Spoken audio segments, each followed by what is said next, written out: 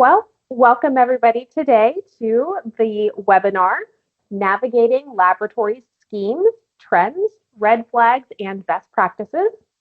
My name is Mandi Berg. I am one of the SIU managers with Advise Health. I'd like to present the counterpart. Go ahead, Lera. Yeah, I'm Lera Andriani. I'm a registered nurse. I have a background as a nurse investigator, medical reviewer, educator. I'm happy to be here. Welcome.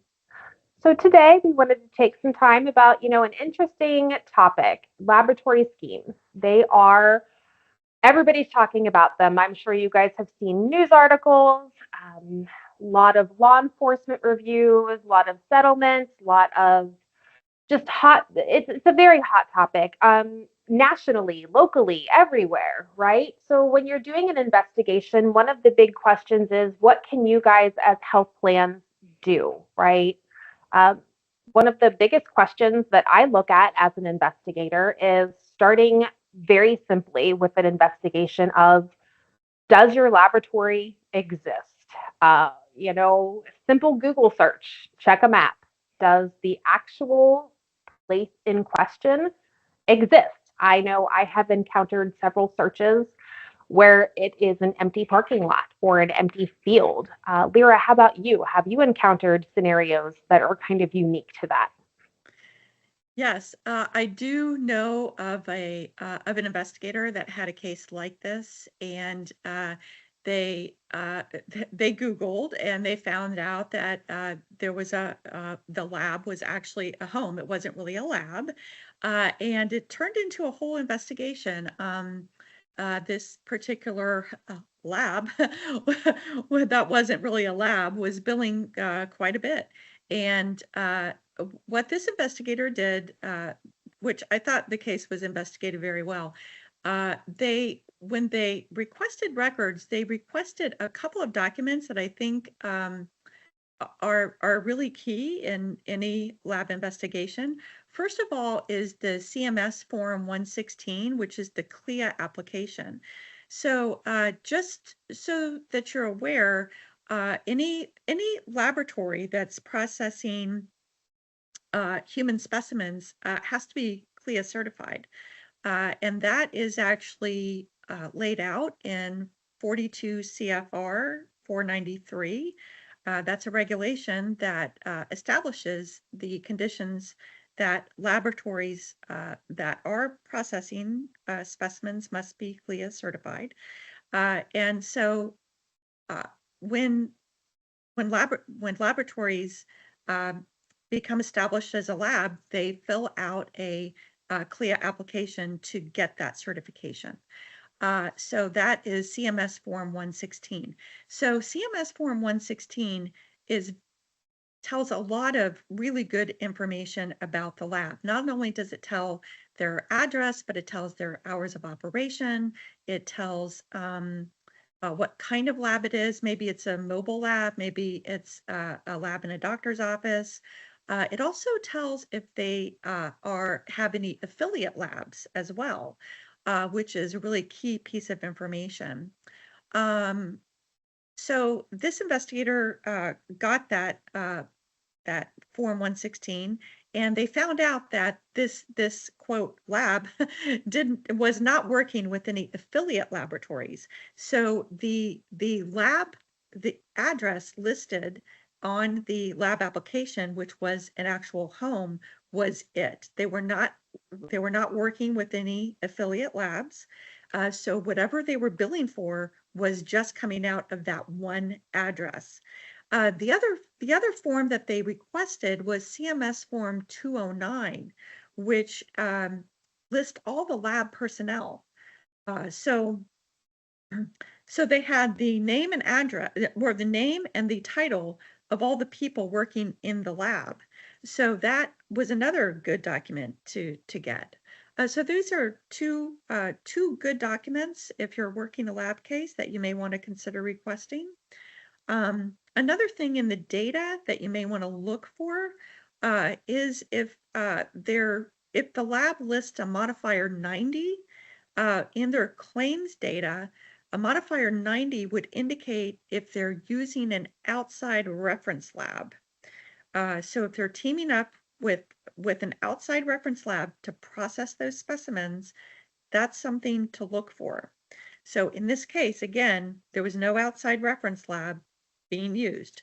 So this lab that that was billing for all of these specimens, uh, they were just billing on their own, that like they were processing these specimens. However, no specimens were actually being taken in. They were just billing out of a home.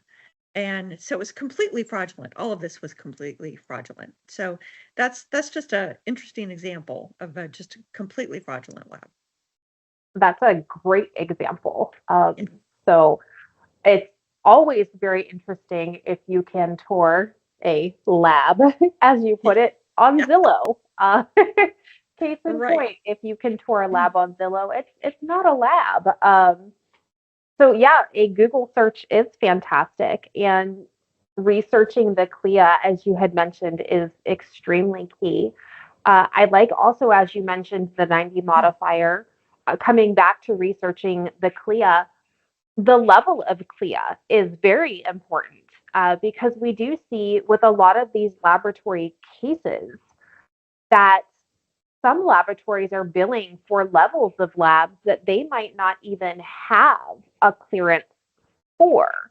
And so for right, those of you out there in, the virtual world right now, there are multiple levels. There's your basic waiver all the way up to accreditation. And essentially that means just very complex services that they can perform. And so essentially, in the most layman terms possible, what happens with a lot of these schemes is that they're billing for services that they are not even permitted or even capable of doing. So maybe they don't even have the laboratory. So, one, they don't have the clearance to perform it. And right, then they don't even have the equipment on hand to right, perform the service. right. Uh, I know that when I have performed audits in the past, one of the things that I have asked for with laboratory cases, ask for copies of the lab equipment. You're allowed to ask for that, right? Ask for a copy of the equipment that they're using. Ask for the make, model, and serial number. They're required to provide and have that information. And people might be asking, why is that key? Well, make, models, and serial numbers are all dependent sometimes on what kind of specimen they can test.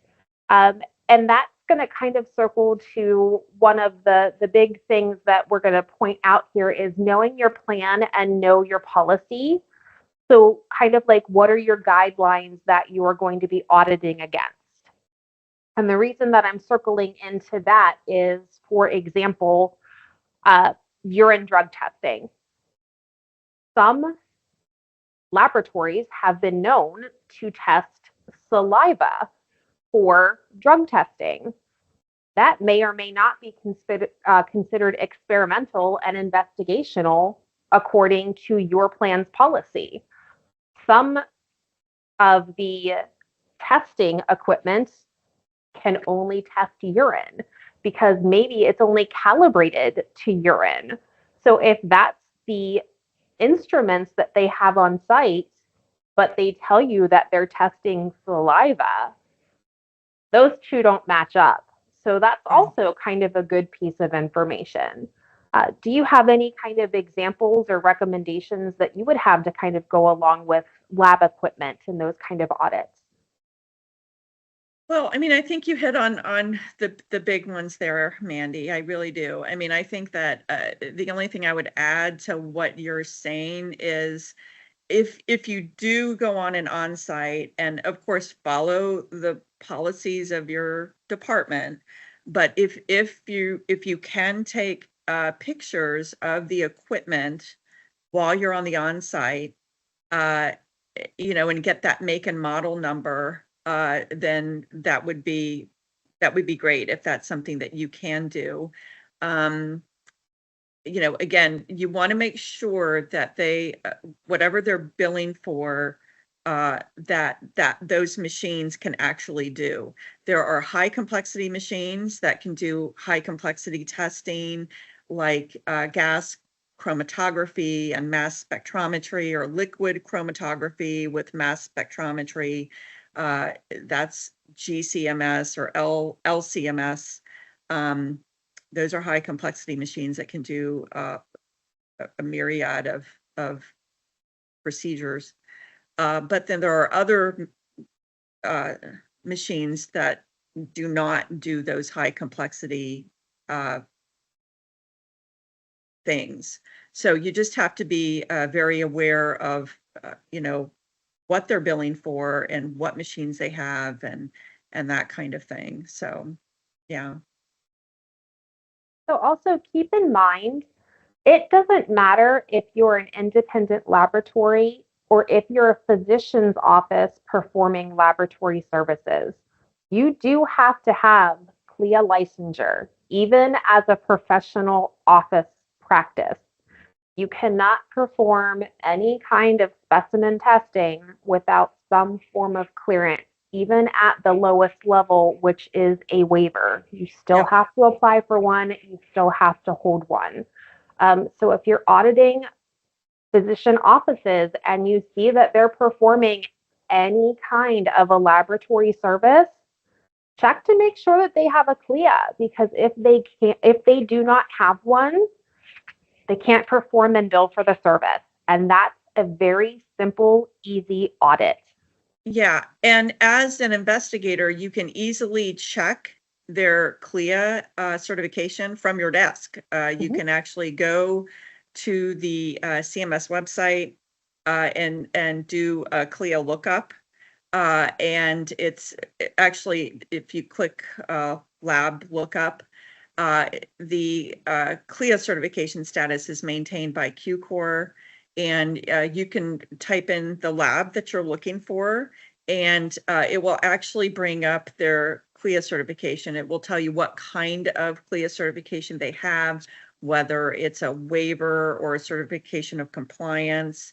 It will tell you what kind of laboratory it is. Is it affiliated um, with a hospital, or is it a mobile lab, or whatever kind of lab it is?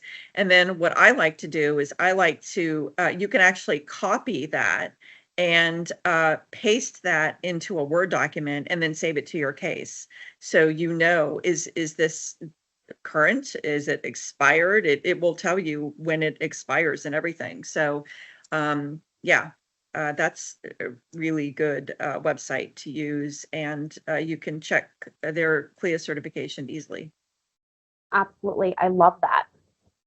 So that's going to kind of bring us into, not only do laboratories have the trends and schemes, physician offices can also fall into these trends and schemes. And a lot of the questions are like, how do physician offices play into the role of laboratory schemes or vice versa, right? So, one of the big things is we'll kind of like bring right back into urine drug testing. We'll kind of start with that one. I know you guys can kind of see in the background the presentation that we have.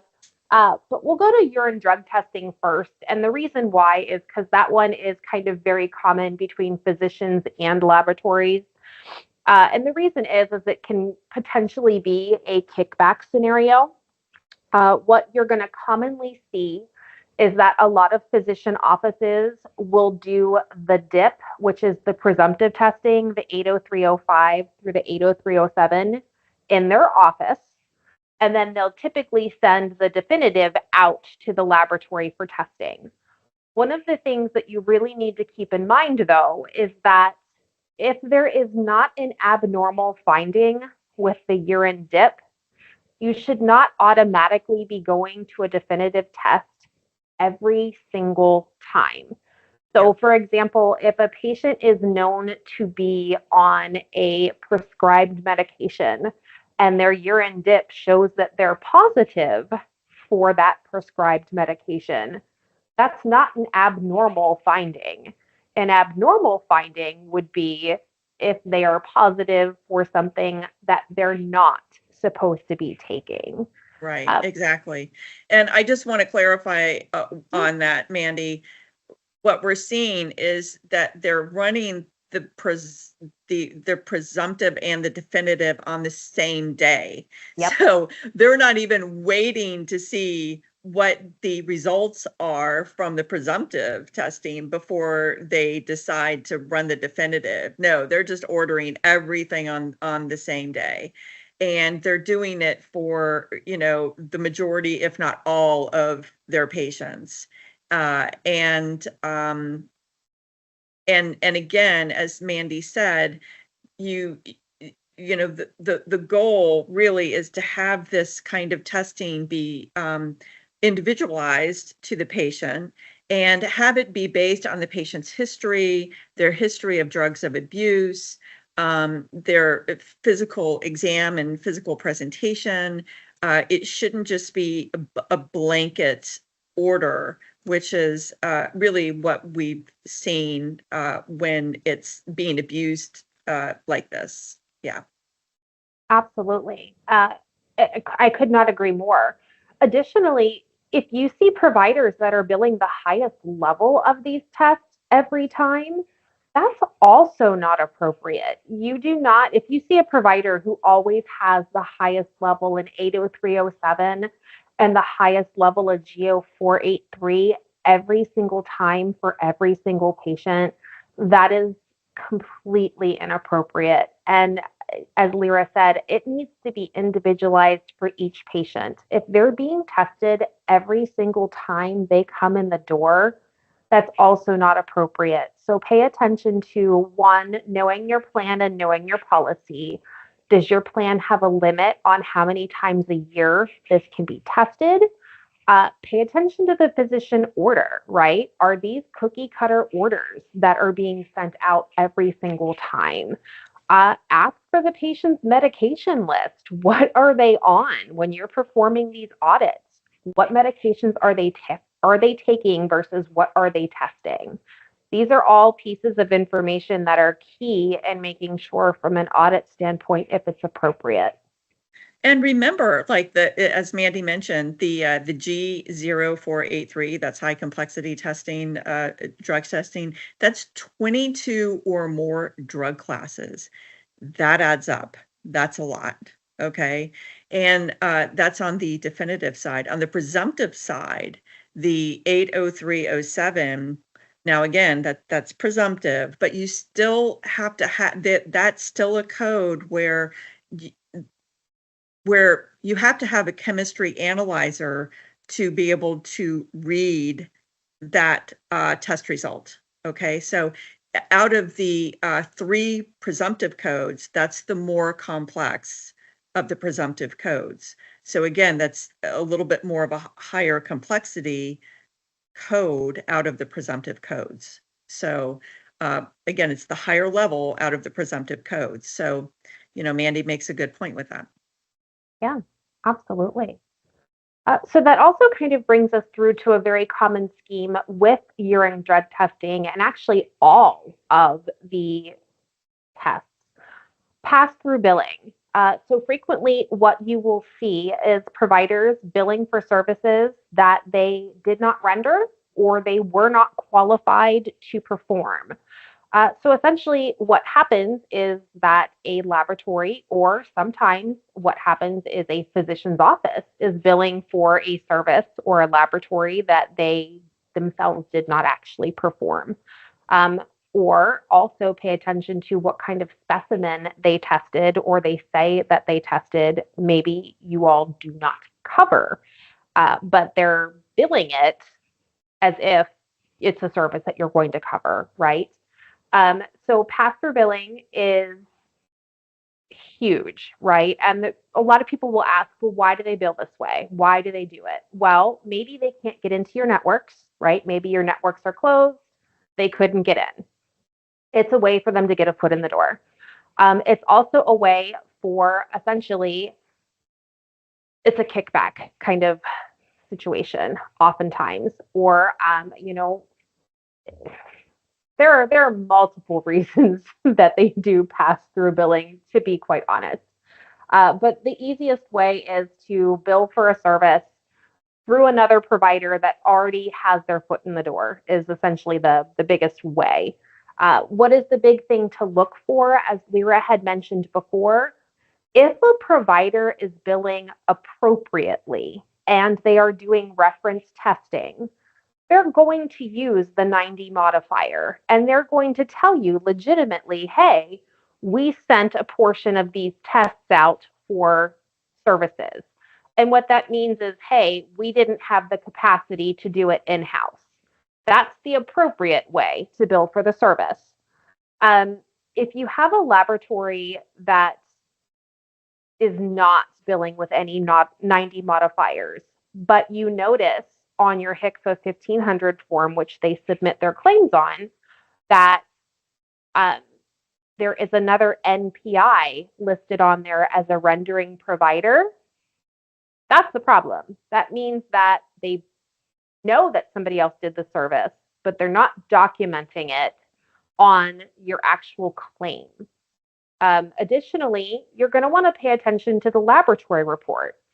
On the laboratory report, they are required by law to list who actually performed the service. And not only do they have to list it, but they have to list that laboratory's name, their location, and their CLIA information. So that can be anywhere on that lab report. And what I have learned over time is they're getting more and more unique in where they hide the information. They're getting tricky. They are. It could be in size 8 font as a footer at the very, very bottom. It doesn't say how they have to have it on that lab report. They just have to have it on that lab report. So, Lera, what kind of experience have you seen or examples have you kind of seen in looking at a lab record or data? I know you had mentioned like the non-GIA modifier. Have you encountered anything like this before? I have not had any experience personally with pass-through billing. I have not. But I remember you telling me how you discovered your situation with pass-through billing and how you were looking at the record and you noticed something on the lab report, and I would love for our listeners to hear how you detected that. Like what tipped you off to that? Because I just thought that was very astute of you to notice that in the Sure. documentation. Absolutely. So the first time that I noticed it with the very first lab, it actually was in the middle of the laboratory report. It had actually said this actual service had been developed by the, and then they listed the name of the laboratory and that laboratory's name and CLIA information. And what I thought was very odd was that it was not the name of the laboratory that I was auditing. And I was looking at it and I'm looking at the top lab name and I was like, what is going on here? So I'm looking up their CLIA information and then I'm looking at the CLIA information for the lab that we're actually auditing. They are two completely unrelated labs. The lab Wow. that we were auditing, actually, they held only the second level of CLIA clearance. Mm. The lab that actually performed the audit or the service held the highest level of clearance, which is why they performed the service because So the that service, was so yep, that was the reason why they they did sent it this. out. Okay. Yep. So it actually, the test that they were performing did require, it was a high complexity test. It required a lab that had high complexity clearance. Mm, The lab we were auditing didn't have the clearance to do it. So they interesting. sent the services out, but they billed as if they had done it. The Wow. problem is that 100% of the service was done by this other laboratory. Our policy is that we don't allow pass-through billing. So it was not eligible for payment. Um, so it comes down to knowing your plan, knowing your policy, what are your guidelines. Mm. Yeah.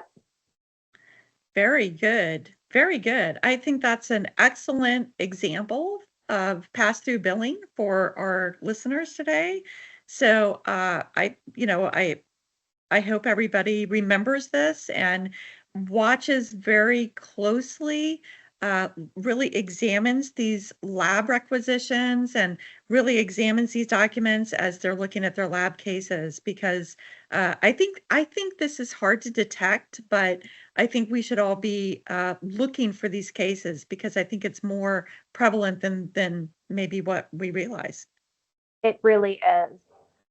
Something to also kind of keep in mind is looking at labs that are unbundling services from panels. Very key, we were talking about the 90 modifier.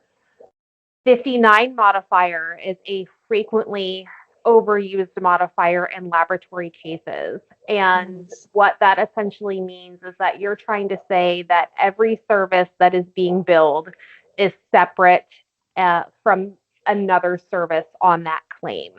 If Yes. you see a claim coming in from a laboratory where there's a 59 modifier on just about every service billed, that is a red flag. It Typically, that definitely is. Yes. yeah, Yes. typically that's going to tell you something is up. And if you see that there are like 13 or more claim or procedures billed on a day, that's also kind of a really big flag because most of your panels cover that many procedure codes, if not more. Right. Uh, yep, something to also kind of look at in your data is when they're unbundling is the provider splitting services over multiple claims for the Yeah. same date of service. Yes. So Lera, what kind of instances have you kind of encountered or what kind of recommendations do you have for looking at these scenarios? Well, I think the particular code that I've seen more often lately for unbundling is this 87798 code. It's a procedure code that is a molecular infectious agent antigen detection. A lot of providers are using this code for the diagnose. Well, they're billing this code uh, for labs in the diagnosis of urinary tract infection. And it's kind of a catch-all non-specific code. And because it's non-specific and it's vague, they are lumping a bunch of targets or pathogens in this code because the code captures 13 MUEs or medically unlikely edits or targets in this code. It encompasses 13. However, so they build this code, which is 87798, but then they unbundle and then they bill 13 individual targets underneath that. So you see the code build 87798 in the data, and then each individual target organism is built underneath that. So you see like 13 or 14 lines of service organisms build on the same date of service for the same patient. So it's very clear that this is all unbundled. You see all of these organisms build and then the 87798 code, which includes 13 organisms, 13 MUEs. So it's very obvious in the data when you see this. And so this has been coming up. This has been quite a problem for a while, and this continues to be an issue. That's crazy. Great information to have. The Knox Yeah. codes are, just like you mentioned, they're huge, right? And because, as you also mentioned, you can name your price, right? The NOC codes are their money making tools. So that actually brings us to the next one, the genetic testing and genetic sequencing. The NOC procedure code there that is most commonly abused is the 81479. And that one is huge because, again, just like the 87798, you get to name your price. You get to essentially say that there is no other procedure code that is close to it when we've performed a lot of audits and actually find that there are procedure codes that they could use for the 81479, but they don't use or build the appropriate procedure codes because they don't get to name their price. Um, so we have found there are a lot of national laboratories that like to bill the 81479. They like to unbundle it from a lot of these genetic testing panels. So, for example, 81422 or 81420. They like to unbundle it from those services. But when it turns out and you do a review, it's really inherent to whatever they're already billing in those panels. They're going to slap a 59 modifier on it. They're going to bill it for a ton of services. It's really not separate from what's being already billed. It's a big money making scheme. They like to bill it with any of the molecular pathology codes, and that code range is listed on the screen for you. They range from 81105 to 81599, and then of course there are the U codes, the 0001U to 0241U. So, just kind of want to get some codes out there that are helpful for you guys to kind of look at for data mining purposes. But as far as like trends and schemes goes, these are kind of like the big ones. Lera, we're kind of coming up on time, so any parting words of advice or recommendations that you would like to give everybody out there? Just one more thing on the genetic, in regards to genetic testing. Just keep in mind kickback schemes. There's been a lot regarding telemedicine companies working with labs and enlisting providers to write orders for labs for unnecessary genetic testing. That's very expensive, and they work to recruit patients and vector them to these providers that are working with the telemedicine companies. They are paid per lab order that they write for these very expensive genetic tests that are unnecessary. And of course, the labs are processing the orders for the genetic testing, and everybody's getting a kickback along the way. So it's a huge scheme. There have been many multi-million-dollar cases prosecuted with this particular scheme. So kind of keep that in mind. In terms of parting words, I would just say that, with every lab case, there's a doctor's order, there's a lab requisition, and then there's a lab test result. So what you need to do is compare all of that and make sure it's matching up. Look to see, what did the doctor order? Look at the lab requisition, look at what the lab test results showed. Sometimes the labs just add tests on that the doctor never ordered. So that is something you need to look out for. But you need to make sure that all of those things are matching up, and that would be my biggest advice. Yeah, that's excellent advice. I could not agree more. From a data mining perspective, I love everything that you mentioned, right? Follow the data. Look at the doctors that are referring. If you have a common referring doctor in your data, might be worth checking it out, right? Why are they referring? What is the connection? Dig a little deeper. Also, check, just as she had mentioned, follow the CLIAs, right? If you see that you've got pass-through billing. Make sure that you're checking all of the laboratories that you're seeing on the lab reports. Who has what clearances, what kind of relationship is there.